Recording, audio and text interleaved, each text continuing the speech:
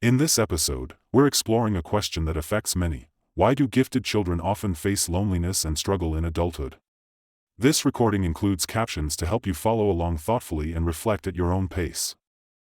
Many high-performing kids grow up feeling disconnected, stuck, or deeply alone. They were told they were exceptional, praised, encouraged, and expected to soar. But somewhere along the way, that encouragement became a burden. What once felt like recognition started to feel like a cage. Now, many of those same kids, once seen as bright and full of promise, are adults grappling with low motivation, awkwardness in social situations, and difficulty starting or finishing tasks.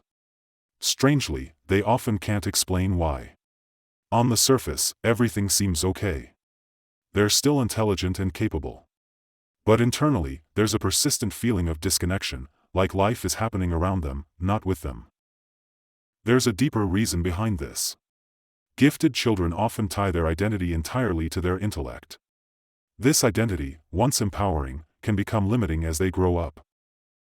Let's unpack why that happens, and more importantly, how to break free. This isn't about personal failure, it's about an outdated coping strategy. And once you understand it, you can change the direction. As children, we build identity in simple terms. It might be based on a favorite hobby, food, or TV show. It's usually surface level, which is normal. Over time, some kids adopt the label of being smart. This label gets reinforced by parents, teachers, and peers. It becomes central to how they see themselves. And being smart has benefits: attention, praise, easier success. School feels manageable. Things come quickly. You stand out. But there's an unseen cost. The praise is often for natural ability, not effort. You were celebrated for getting the answer fast, for acing the test with little preparation, for picking things up immediately. Over time, this creates a dangerous belief: if I'm smart, it should always be easy. That belief sets a trap. When something isn't easy, when you fail, struggle, or feel confused, it doesn't feel like growth, it feels like an identity crisis. You ask, if I'm so smart, why can't I do this? So, you begin avoiding hard things. You don't speak up unless you're sure. You avoid games you might not win. You don't try new things in case you're not instantly good at them. Your world shrinks. You only do what feels safe. You guard the smart identity instead of expanding yourself. And while others are exploring, failing, and learning, you're stuck in a shrinking zone of safety. Eventually, you realize your identity is built on something fragile. You avoid failure at all costs, not because you're afraid of failing, but because it threatens how you see yourself.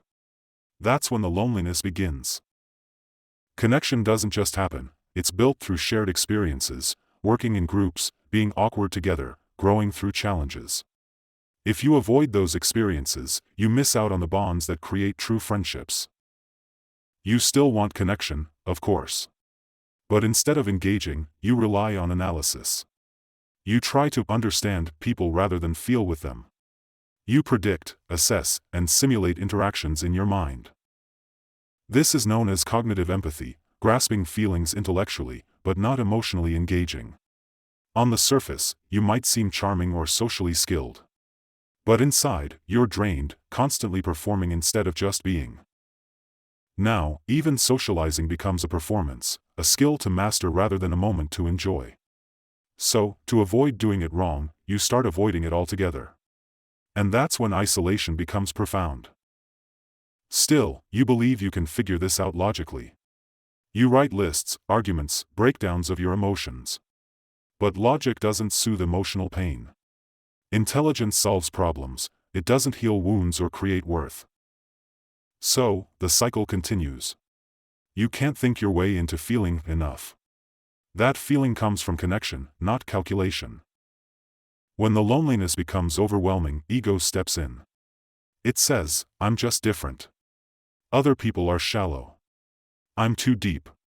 It's not that you believe this, it just hurts less than admitting you feel left out. This is a form of self-protection called defensive superiority. It builds a wall. And even when you want connection, the wall stops you. Because to connect, you have to be humble. You have to be open. You have to be real. So how do you break the cycle? The first step, essential and unavoidable, is letting go of the smart kid identity.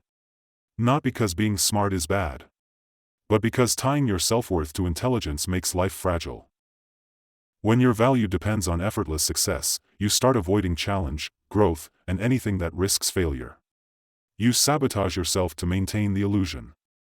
And one day, that illusion collapses. Instead, create a new identity, not based on intelligence, but on growth. Ask yourself not, what will make me look smart, but what will help me grow. Let go of pride. Embrace discomfort.